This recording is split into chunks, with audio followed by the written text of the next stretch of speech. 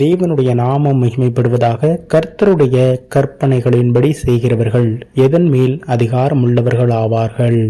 வெளிப்படுத்தின விசேஷம் 22 அதிகாரம் 14 ஜீவ விருட்சத்தின் மேல் அதிகாரம் உள்ளவர்கள் ஆவதற்கும் வாசல்கள் வழியாய் நகரத்துக்குள் பிரவேசிப்பதற்கும் அவருடைய கற்பனைகளின்படி செய்கிறவர்கள் பாக்கியவான்கள். கிறிஸ்துவுக்குள் அன்பானவர்களே, நாம் நம்முடைய வாழ்க்கையில் தேவனுடைய கற்பனைகளை கை கொண்டு நடப்பவர்களாக காணப்படுகிறோமா? நம் வாழ்வில் பரிசுத்தம் உள்ளதா? நாம் அவருடைய வார்த்தைக்கு கீழ்ப்படிந்து அவர் காட்டும் வழியில் நடந்து அவர் ஆலோசனைகளை பெற்று நாம் நம்முடைய காரியங்களை செய்கிறோமா?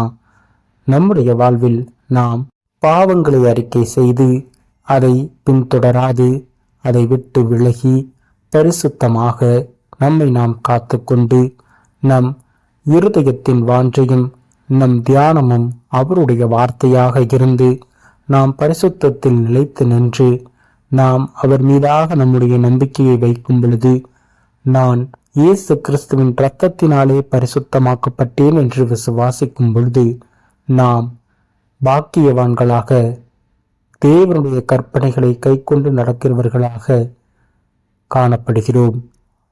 ஜீவ விருட்சத்தின் மேல் அதிகாரம் உள்ளவர்களாகவும் புதிய எருசலேம் நகரத்திற்குள் வாசல் வழியாக கடந்து போகிறவர்களாகவும் நாம் காணப்படுகிறோம்.